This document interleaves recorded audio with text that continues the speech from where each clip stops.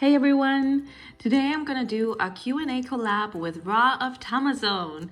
We have actually done this before a couple of years ago, and where we both ask each other questions. He'll be answering my questions to him over on his channel, whereas I will be answering his questions to me on my channel. So after this video, make sure to go over to his channel and see what his answers are to my questions. I'll leave a link down below in the description, and there'll be a card here above as well. So for this setup, I didn't really know what to do, so I just got myself a cup of tea, and if I have this really cute Moomin mug, so cute.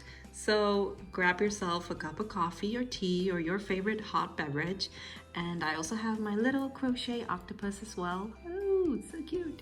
And I'll also be maybe taking care of my K-Tai if he needs anything. So right now he has pooped. Let's go ahead and clean that up. And then let's get to the first question. Hi Raven, I'm so glad we're doing this collab together. The last collab we did together was super fun, but it has been a few years, so I'm excited to do another one with you today.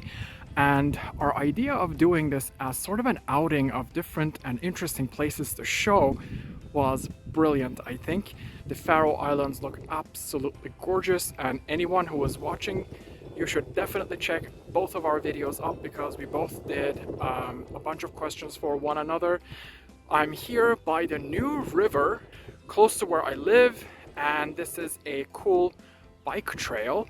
And a fun fact about the New River, it is one of the only two rivers in the world, along with the River Nile, that flows in the opposite direction. So fascinating.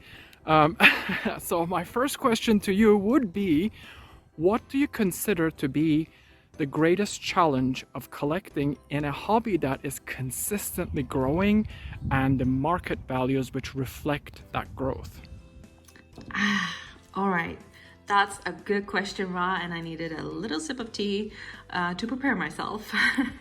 And can I just say the area that he's taken a walk in is such a beautiful, lush and green area. I'm so jealous because we don't have that many trees here in the Faroe Islands.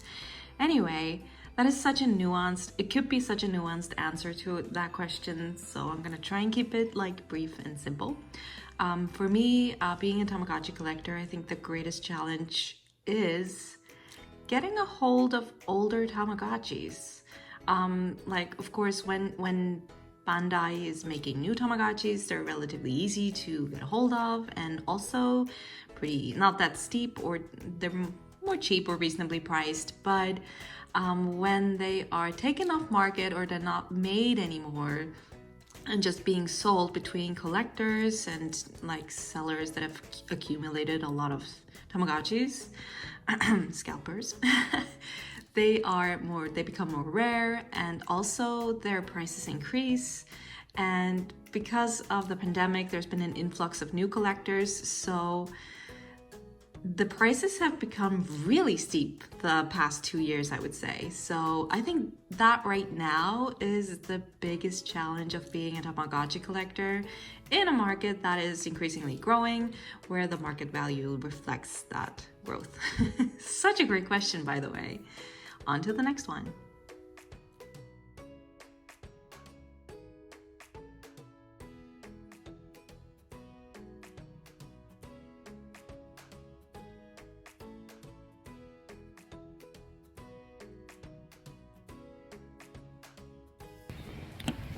Okay, for my second question, I am taking us through one of my favorite places to come to. It is the local duck pond that we have here, and there is a gorgeous gazebo overlooking the pond over there. So the question, the second question I have for you is, how do you maintain your collection? I think you also asked me this, but I'm absolutely curious to know about yours as well. I think for those of us in the community who have larger collections, it is a problem because, you know, our collections are at a size where a single display cabinet wouldn't really do, so we would need many of them. So do you perhaps choose only your favorites to put into a cabinet to display them that way, or do you keep them out of sight? I think it just has to do with the collection size and what you like doing with it. So yeah. So I have my Tamagotchi stored in our office. On top of this closet right here, I have 4 different bins right on top.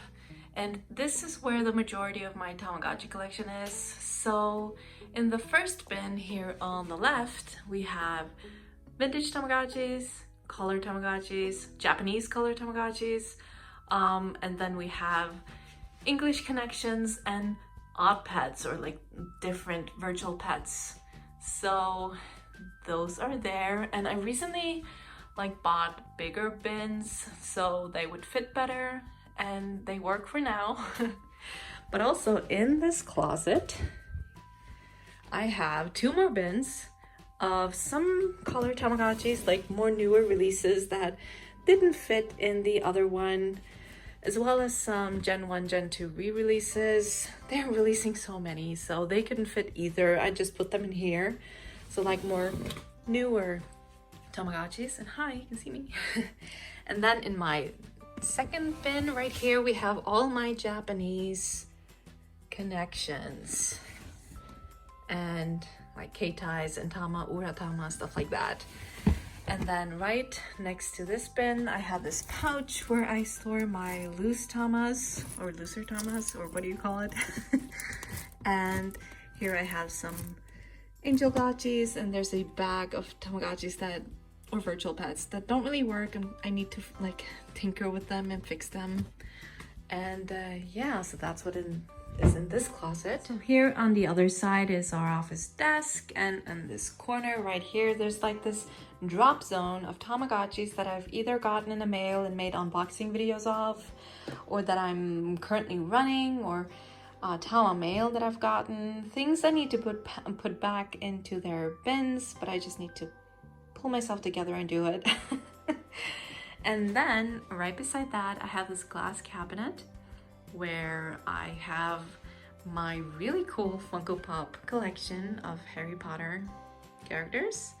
And right in front of it, I have this gorgeous Harry Potter custom-made Tamagotchi by Tamagirl327. And then further down below, there is my Keitais, Keitai Akai, and my Tokidoki unicornos that I thought went so well with these Tamas. So I have those on display. Here are some plushies. And here are some custom cradles. I'm sorry about the glare, but these vintage themed Tamagotchi cradles are made by Odds and Ends with Love. I have a video on it. So I have a Tama-Och, an Angel Gotch, an Ocean, Mothra, and Merino cradle. So those are on display as well. But other than that, I don't have that many Tamagotchis on display. And I would love to, but this is what is on display for now. And then we're back in the hallway, and in the bottom drawer here, I have my pouches, my collection of pouches and crochet cases that I've gotten from great friends. And I have packages for the Tamagotchi piece pierces. I put them, all the pierces, in like a, what do you call it? Like a bin or container that is separate. It's in the color Tamagotchi bin, but I would love for it to be displayed at some point. So in the meantime, like, this is where the packages live. And yeah, so there is that. And lastly, in a different room, I have this bookcase where at the very bottom there are all of my, so far, Tamagotchi books, along with my like Conan manga. So yeah, as you can see, like, my Tamagotchi collection isn't like contained in one area, and I would love for it to be that at one point in the future. So this is how I store and / display my Tamagotchi collection. My third question has to do with cost. Those of us who have been in this hobby for as long as we have bought most of the things in our collections before the prices were as high and expensive as they are. So when it comes to collecting now, do you make the decision to say, oh, this thing in my collection is worth so much, I could sell this to get that? Or do you refuse to participate in the current market's prices and just wait it out? When it comes to me, I'm a very patient person. I have waited literally years for some of the things in my collection, so I personally do not. I wait it out. It doesn't matter to me if it takes, I don't know, 2 weeks or 2 years before I'm able to find something. So I'm a person that chooses to wait for the right price. How about you? Again, that is such a beautiful area and such a good question. Patience is a virtue, Ra, right? Let me just go ahead and turn off the lights because my little guy went to sleep. So good for you, man. But yeah, when it comes to the market value, I have not been selling that much out of my collection, so I haven't participated in that way where I have like traded like something that I know might be valuable in order to get something else that's valuable.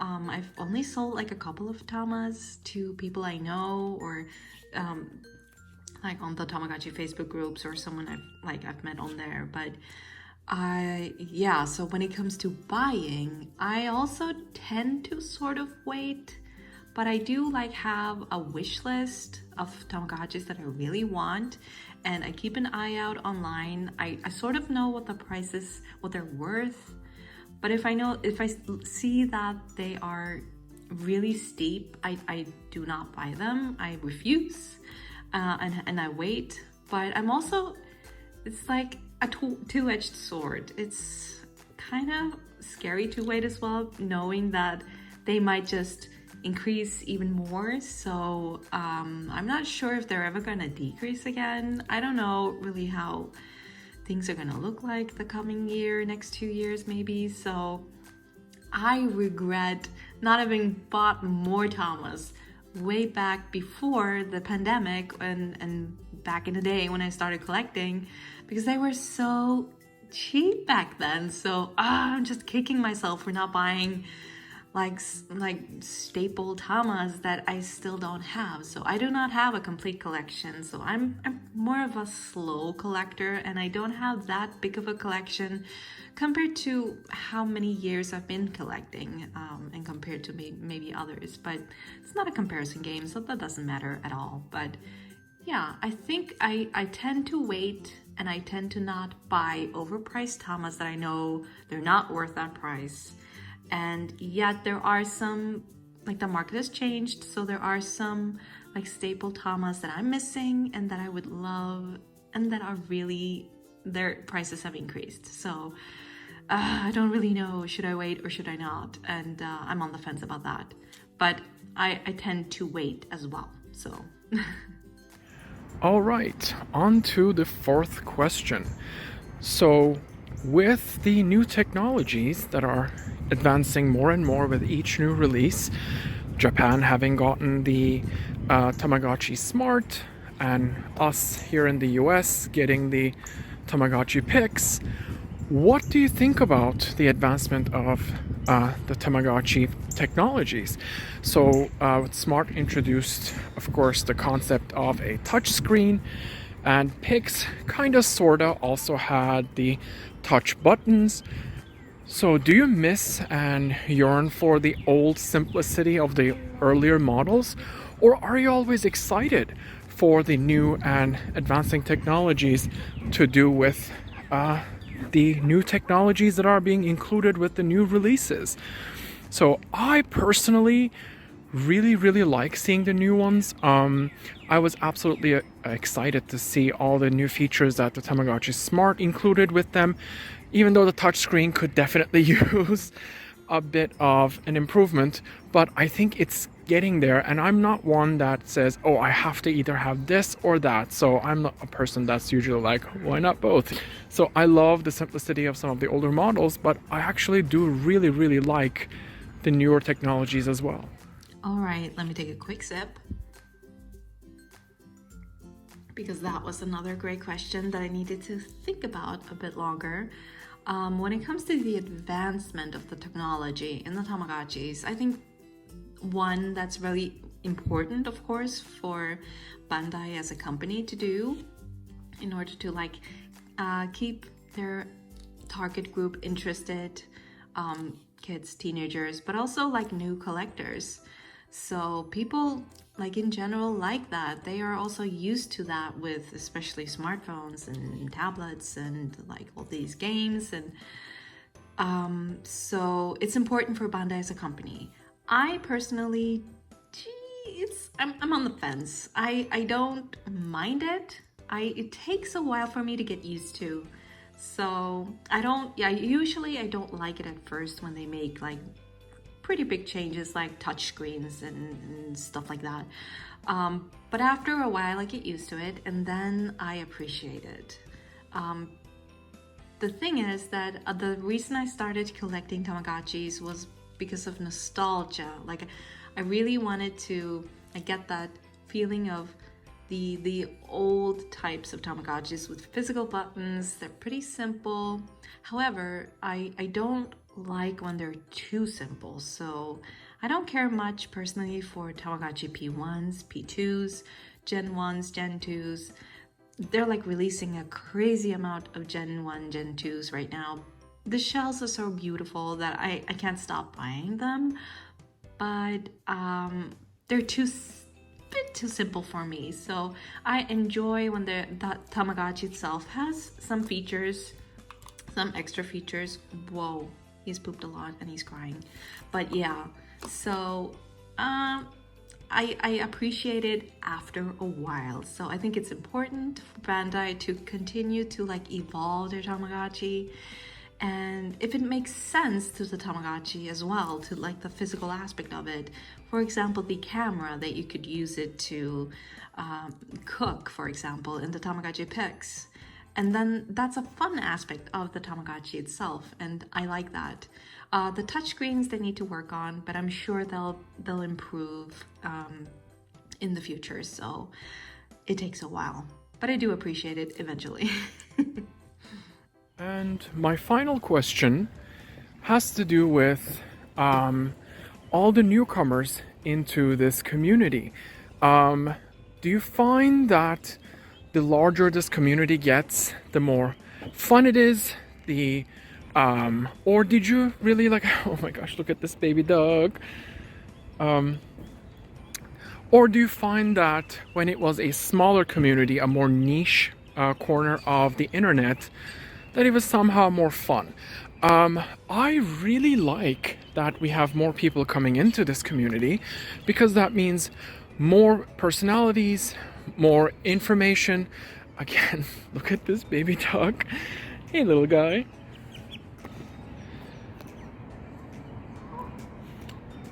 That is so cute. Sorry, I got distracted by the baby dog. As I was saying, I really like that more and more people are coming into this hobby, because that means more people are being introduced to Tamagotchis, which equates to, of course, more interest, and that means Bandai will keep making more and more new models, which is always, of course, a good thing. So I'm glad of the attention that Tamagotchi has gotten in the recent years, and it has meant to this growth in the community. What are your thoughts on this? So yeah, I wanted to thank you once again for doing this collab with me. The first time we did it a few years ago was so much fun, and I had a great time answering these and doing this with you. So the second time was just as fun. So if you're watching this, please make sure you check out both our videos. They are both gonna be super fun. So yeah, thank you all so much. Au revoir.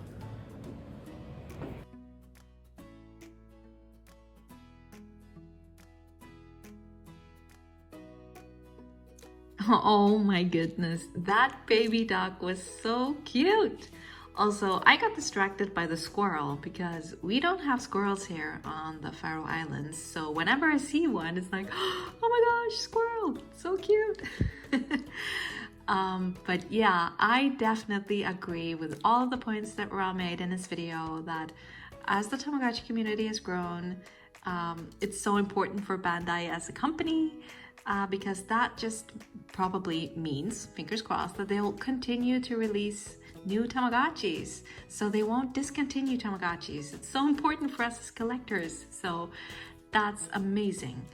But you know, I'm also a very nostalgic person, so I do like to think back on the days when the Tamagotchi community was a bit smaller and it was easier to like know who all the people were that posted, and this is back on Tamazone especially, and maybe in the early days of the Tamagotchi Facebook groups. But yeah, so of course we didn't know each other like we know each other, but it was easier to like recognize the people that posted regularly. Now it's harder for me to like pinpoint, especially with the Instagram accounts. There are a lot of Instagram accounts. I have a hard time like figuring out who are those people that over on the Facebook groups, like connecting those two. But that's especially because I'm not that active on Facebook anymore, but that doesn't matter. It's still a great thing and fun that people are interested in Tamagotchis and the Tamagotchi community is growing. I can also see that on my YouTube channel, for example, that there is a bigger interest. People are searching for Tamagotchis online more, probably on YouTube and also on Google. So yeah, that is amazing, which means that we'll probably continue to be able to collect Tamagotchis for years to come. So yeah, hopefully we'll even have a 40th anniversary edition Tamagotchi. That would be amazing. But yeah, just dreaming here. So absolutely, it is so much fun that the Tamagotchi community has grown, and it's so fun that people are interested in it. It's also fun to talk about, like, and for me on my channel about Tamagotchis and like teaching, or not teaching, but showing how they work and stuff like that. So absolutely, it is so much fun. Thank you so much, Ra, for asking me those really great questions. I had to think about them for a while because they were such great questions. Also, that area you're in is just so beautiful. That gazebo is also so gorgeous. The view and everything, and the ducks, so cute. So yeah, I don't know, this probably will be a lengthy video, but I hope you guys enjoyed. My tea is almost like up, and my Tama has grown. Yay, it's a star. Woo! And yeah, definitely go over to Ra of Tamazone's channel as well to check out his video where he's answering my questions. And I will leave a card right here to his video, as well as a link in the description below. I will also leave links to our older collab videos so you can compare and just watch those and enjoy them as well. And yeah, that is it for today, guys. Thank you so much for watching. If you like this video, please leave a like and subscribe to my channel for more Tamagotchi related videos, walkthroughs, and unboxings. So have a great day. Bye!